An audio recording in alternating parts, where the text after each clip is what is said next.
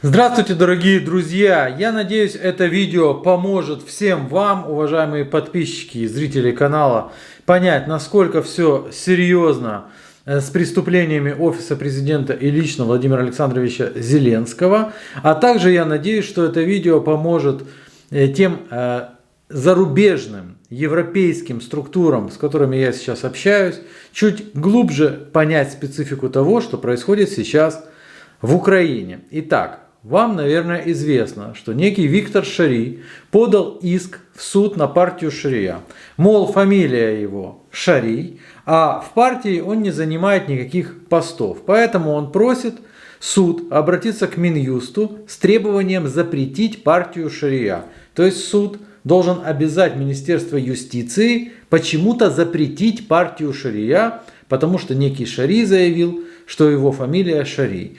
Он обратился в суд, ну ладно бы он обратился в суд. Суд начал рассматривать это обращение, и суд официально сообщил, что иск принят к рассмотрению, и будут рассматривать этот абсолютно абсурдный иск. Теперь смотрите, дорогие друзья, несколько дней назад с анонимного аккаунта в Telegram мне прислали видео. Я задокументировал то, что мне это прислали с анонимного аккаунта. Этот анонимный аккаунт сейчас удален.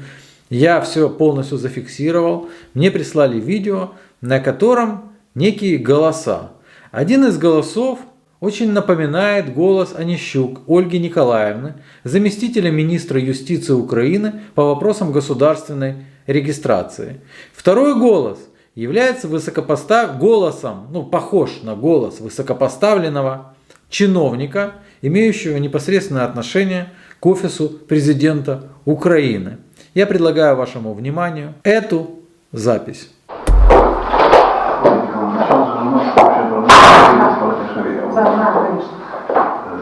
Мы сейчас занимаемся двумя направлениями. Это подделка документов на оформление через уголовное дело.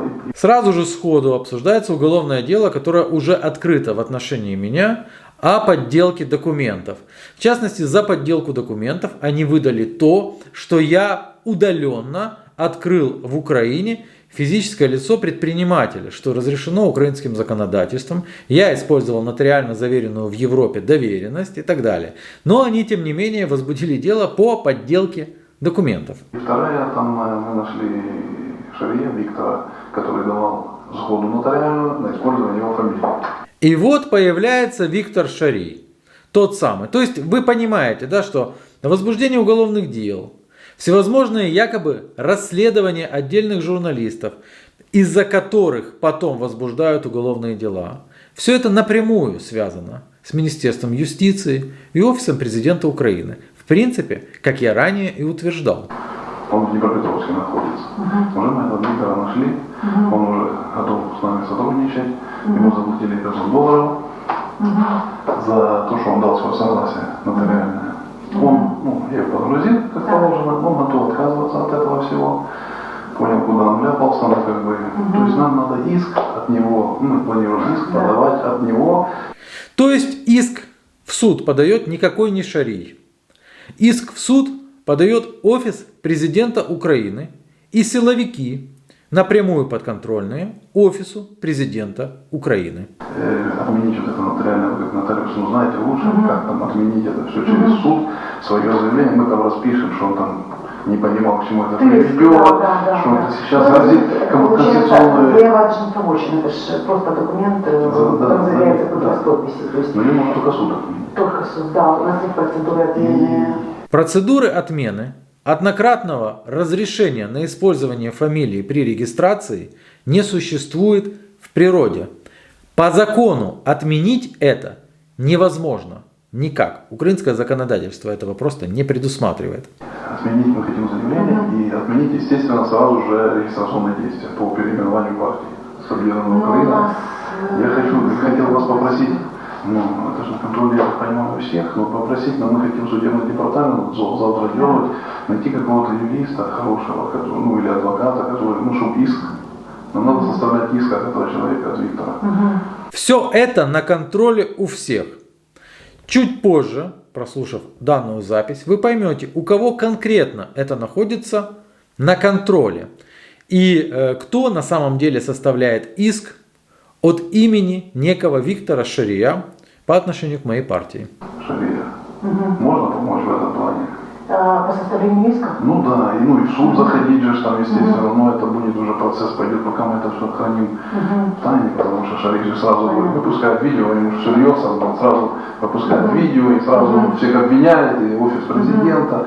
На август месяц, потому что мне сообщил анонимный аккаунт, что это запись августовская, на август месяц они хранили в тайне всю эту схему. Также неизвестный аккаунт сообщил, что есть и другие записи, свидетельствующие о том, что все движения нацкорпуса, все движения, которые осуществлялись в отношении моей партии, потому что до этого несколько месяцев были нападения со стороны нацкорпуса, были избиения, были унижения, были публичные призывы к убийству, и также была попытка убийства в городе Харькове, где пытались убить нашего активиста, ныне депутата Харьковского горсовета Никиту Роженко. После того, как европейские организации и депутаты начали выступать в защиту нашей партии, Национальный корпус приостановился и включились юридические механизмы для того, чтобы нас каким-то образом запретить. До этого они пытались запугать и физически просто уничтожать. После этого начали включать юридические механизмы. И все равно, кстати, по 205 понимаете, здесь в этом случае... Вот статья 205. Фиктивное предпринимательство. Если ты хочешь платить налоги в Украине, значит в этом что-то здесь не так. Поэтому стоит на тебя открыть уголовное дело. Я потом говорю откровенно, как есть. Да, сейчас взять на себя весь негатив и стать главным действующим лицом нахождения адвоката и так далее. Не, ну это мне достаточно. Это же не официально. Все, что не официально, становится официально мгновенно. Мы же знаем, как распространяется информация. Говорю честно откровенно, потому что у меня такое количество негатива я здесь на себя держу. Да? То есть министр лишний раз, знаете, бережет меня, не говорю зачем-то, потому что я здесь первое получаю удары от журналистов и от всего. Нам крайне интересно, что же вот это вот за человек общается с человеком, чей голос крайне похож на замминистра юстиции. У нас есть ощущение, что этот человек является связующим звеном между некими силовыми структурами, а также Государственной фискальной службой и нацкорпусом, как это ни странно. Вот, поэтому давайте так, для начала мы должны как-то иметь какой-то слаженную работу. То есть это тот вопрос, который не нужно согласовать в любом случае с первым. То есть работаете с внутренней безопасностью с нашей. Как у вас вообще взаимоотношения? А здесь внутренняя безопасность не имеет никакой роли к этому вопросу вообще. Понимаете, то есть это же... Нет, мы общаемся по другим вопросам, но это не имеет к этому никакого отношения. Мы отношения. говоримся так. Я эту историю знаю, проблему понимаю роль нашу здесь, да, могу сказать, что мы однозначно поможем, все, что в наших силах, в пределах полномочий, и ни в коем случае не будем абстрагироваться от этого. Вот, но мне в любом случае нужно будет говорить с первым на эту тему. Первый, насколько я могу понять, это Владимир Александрович Зеленский. С Владимиром Александровичем Зеленским лично обсуждалось закрытие партии Шария, отмена регистрации партии Шария.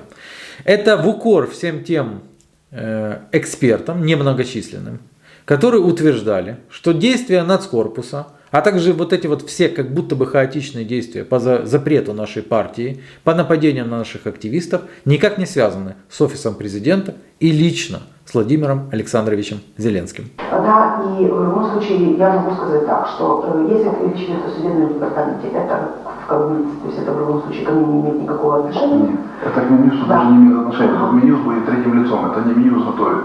Это Я почему к вам пришел? Чтобы я посоветовала кого-то из адвокатов. Ну да, первый может скажет, но это как бы общая наша проблема. Офис президента посоветует адвокатов. Посоветует адвокатов для того, чтобы они зашли в этот процесс с этим Виктором Шарием. Ну хотя бы посоветовать, это же не официально. Вы понятно. понимаете? Да. Я же почему говорю, это иск будет от левого человека. То есть как бы тут Минюс ни при чем. Минюс будет там третьим лицом, потому что Минюс делал регистрацию, понятно. Привлекаться. Это же не Минюс готовит. Они намеренно делают так, как будто бы Министерство юстиции ни при чем. Просто Министерство юстиции как будто бы вынуждено выполнить абсолютно беспредельное решение суда, на которое они рассчитывают. Каким образом они рассчитывают получить беспредельное решение суда в этом деле, вы сейчас услышите. Когда судебное решение будет про скасування реєстрації, і просто буде виконувати. Тобто, когда буде Скасування заяви на використання прізвища. Є судове рішення, я думаю, що тоді маленькі реєстратори, є судове рішення набуло законної сили, Мы же правильно все, но мы хотим, может, помочь в юридическом плане. Мы все подправим, и из-за отзыва заявления, которое невозможно никак отозвать, мы запретим партию. Что? Дело в том, что это невозможно сделать по закону, потому что в законе четкий перечень причин, по которым можно отменить регистрацию той или иной партии. Других причин нет.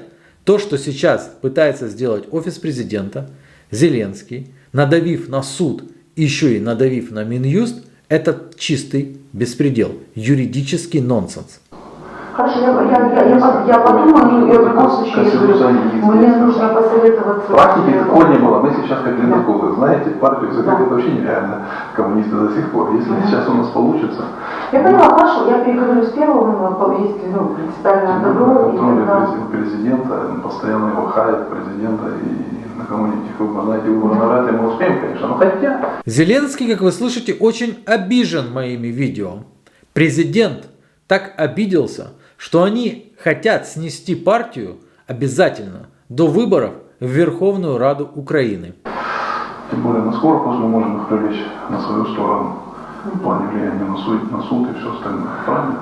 Ну вот, в принципе, то, что я хотел доказать, то, что я доказывал много месяцев. Нацкорпус имеет непосредственное отношение к офису президента Украины, потому что с помощью террористической организации Нацкорпус они собираются влиять на решение суда. Никакого влияния на суд быть не может. Но я этого не говорил. Я этого не говорил. Боже упаси, о чем вы говорите? Какое влияние на суд? Не, ну контроль. Вы не привыкли жить в тех условиях, которые что громадский контроль. когда думаешь, ну сказано слово, которое... Ну, это же я вам говорю. Да, конечно. Хорошо, я поняла. То есть пока вопрос стоит только в качественных юридических ресурсах, которые... Довести позицию первым. Хорошо, да. Я буду его видеть за этой неделей, я переговорю. Они-то они же там между собой все равно общаются, там голова и все остальное. Я сейчас мое руководство в курсе, поэтому... Хорошо. Поэтому, ну, такой кошмар. Так, я тогда возьму. У меня пока что все, дорогие друзья. Я много месяцев утверждал, что действиями Нацкорпуса руководит офис президента Украины. Мне кажется, я это доказал.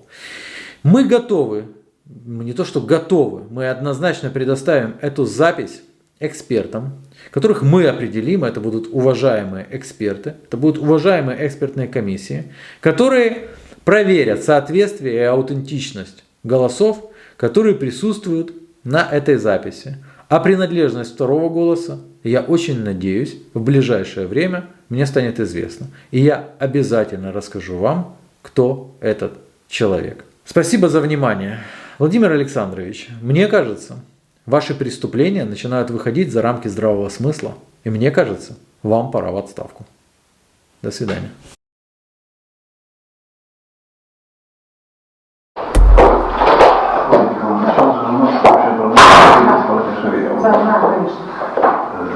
Мы сейчас занимаемся там двумя направлениями. Это подделка документов была при оформлении через уголовное дело. И вторая, там мы нашли Шария Виктора, который давал сходу нотариальную на использование его фамилии. Он в Днепропетровске находится. Уже мы этого Виктора нашли. Он уже готов с нами сотрудничать. Ему заплатили $500 за то, что он дал свое согласие нотариальное. Он ее погрузил, как положено, он готов отказываться от этого всего. Понял, куда он вляпался, но как бы... То есть нам надо иск от него, мы планируем иск подавать от него, отменить вот это нотариальное, как нотариус, ну знаете лучше, как там отменить это все через суд, свое заявление, мы там распишем, что он там не понимал, к чему это Ты, приведет, да. что это сейчас Ну, грозит получается, конституционную... заявление должен помочь, это же просто документ, который заявляется без подписи. То есть Но не может только суд отменить. только суд, да, у нас есть процедуры отмены. Отменить мы хотим заявление и отменить, естественно, сразу же регистрационные действия по переименованию партии с Объединенной Украины. Я хотел вас попросить, ну, это же на контроле, я понимаю, у всех, но попросить, но мы хотим судебный департамент завтра делать, найти какого-то юриста хорошего, ну, или адвоката, который, ну, чтобы иск, нам надо составлять иск от этого человека, от Виктора Шария. Можно помочь в этом плане? По составлению иска? Ну да, и, ну и в суд заходить же там, естественно, но это будет уже процесс пойдет, пока мы это все храним в тайне, потому что Шарик же сразу выпускает видео, ему же все льется, он сразу выпускает видео и сразу всех обвиняет, и офис президента, и все остальное, кстати, по 205 пункт 1 сейчас здесь, обвиняет. понимаете, здесь, ну, в этом случае, я потом говорю откровенно, как есть, да, сейчас взять на себя весь негатив и стать главным действующим лицом в нахождении адвоката и так далее, ну, Не, ну это мне достаточно. Это же не официально. Все, что неофициально, становится официально мгновенно. Мы же знаем, как распространяется ситуация.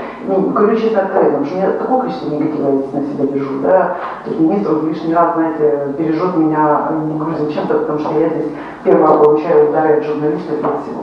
Вот, поэтому давайте так, ну, для начала мы должны как-то иметь какой-то слаженную работу. То есть это тот вопрос, который мне нужно согласовать, в любом случае, с первым. Ну, я же понимаю. То есть работаете с внутренней безопасностью с нашей. Как у вас вообще взаимоотношения? А здесь внутренняя безопасность не имеет никакой роли к этому вопросу вообще. Понимаете, то есть это же... Нет, мы общаемся по другим вопросам, но это не имеет к этому никакого Мы отношения. говоримся так. Я эту историю знаю, проблему понимаю роль нашу здесь, да, могу сказать, что мы однозначно поможем, все, что в наших силах, в пределах полномочий, и ни в коем случае не будем абстрагироваться от этого. Вот, но мне в любом случае нужно будет поговорить с первым на эту тему. Конечно.